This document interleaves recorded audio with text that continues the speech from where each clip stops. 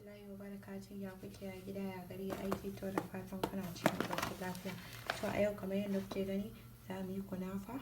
Na ɗaya za mu kawo abin yin kunafa da ki siyo kamar haka taliyar ta yin ta da yake da mantaki.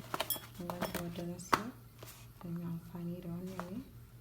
Gashi haka za mu yi wannan ɗin. To na ɗaya za mu kawo wannan ɗin. Wannan ɗin yin kunafa sai mu kawo bota amma mu bar ta wuce ta zama kamar haka dai, kuma sai mu kawo kirema wannan ta gwangwani ko ma dai wadda muka yi a gida ne ba matsala. Yanzu za mu fara a aikace. Yanzu na buɗe haka zan kawo roba kamar haka. Gaskiya ba za ta shiga duka ba sai na yi yanka. Dole sai na ka almakashi na yanka ta yanzu. To yanzu gashi kamar haka na saka ta ana, amma mutum sai ya yi yanka ta kamar haka.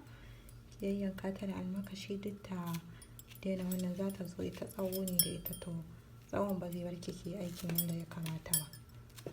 Amma yanzu gashi haka inda hannu kin iya ciccira ta ma, to in kuma kin sa almakashi ne ba matsala. Sai ki kawo gotan nan, ni na raba ta a biyu ne don ma ba duka bace zan yi amfani da ita. Sai ki kawo gota sai ki zuba haka ko ina, kuma kina yi kina mutsukawa don gotar ta samu ruwa sosai. Sai mutum yana yi yana mutsukawa haka sai mutum ya haɗa ta sosai. To yanzu gashi kamar haka sai in kawo gota again haka sai in goga a nan umma. Goga zan yi guda 6 ne a ɗaya zomin wannan. Amma 5 ne yanzu, amma 3 ne ya zo miki ko yanda dai ba za ki yi sai ki yi da shi, amma ki sa mai bota kamar haka. Gashi na sa bota. Yanzu gashi haka baicin na sa bota zan ka kireman sai na buɗe ta. Gashi na ka kireman na buɗe ta sai na ɗauko daga shi wannan sai in mai haka. In ƙara ciccira sai in zuba, amma ya yi yawa haka kaɗan zan ke zuba. Gashi haka in na zuba dinga danna shi in san ya danna sosai, saboda ita kamar wannan ne kin gani haka, to tana ɗan buƙatar in ƙara kaɗan ma haka. Sai in ƙara yanayin kaurin da nake son ta yi haka. Gashi haka sai in kawo kirema haka kamar cokali ɗaya ko ya zuwa abin da ya kamata.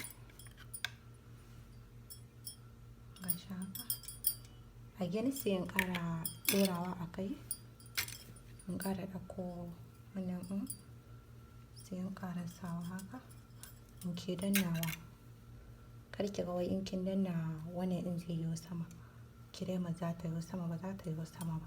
Ki danna sosai, in yana buƙatar ki ƙara sai ki ƙara haka. Kuma yanzu haka yayi, amma kuma sai na daddanna saboda katta wannan katta yi rodo. Gashi haka. To yanzu gashi haka wannan biyun din na sa musu kirema, wannan ne ban sa musu ba sai in sa musu haka. Inda na ga zan iya sa musu, in ina so da yawa sai in sa musu da yawa. Sai in sa musu abin da na zan iya. Gashi haka kawai na sa mata sai in ƙara mata kamar yadda na yi wa wannan ta farkon da kuka gani wacce. Gashi haka yayi, sai in ƙara rufe saman nasu again. Yanzu gashi haka zan sai in fara sa ta ƙasa sannan sa ta ƙasa. Kashirar ce nake dafawa, sukari da ruwa da ruwan lemon tsami. Shi kenan zan basu su ɗan dahu su yi kauri sai in zuba a kai. Yanzu gashi haka na fito da ita, wannan ta ɗan so ta ƙone yanzu, amma na riga da na zo gurin. Gashi haka yanzu zan zan bata ta huce ne sai in mata shirar ta.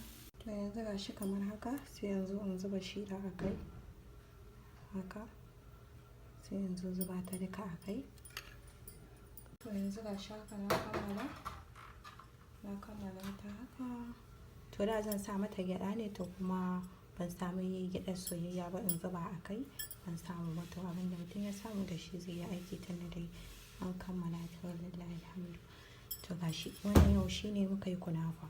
Kuma in mutum yana so ya yi wanda ya fi wannan faɗi zai yi kamar yadda muka yi haka, sai ya yi ta a kamar wanda ya fi wannan faɗi. Kuma sama zai iya zuba chocolate a kai haka, ko za ka iya zuba gyaɗa soyayya, ko za ki iya zuba dai abin da ya shafi ɗan kayan wannan ki zuba shafa, ko da chocolate ne haka ki sa a kai ki ba mutum. Kuma kin haka za ki ma to shi kenan. Insha Allah kuna tare da Fatima Muhammad akan YouTube channel. Ina yi muku fatan alkhairi. Idan ya yi miki bidiyon nan yar uwa ki danna mun alamar, ki danna subscribe, ki danna ƙararrawar sanarwa da zarar na sauke, kuma ki danna mun alamar liking in bidiyon ya yi miki. Na gode. Ina yi muku fatan alkhairi.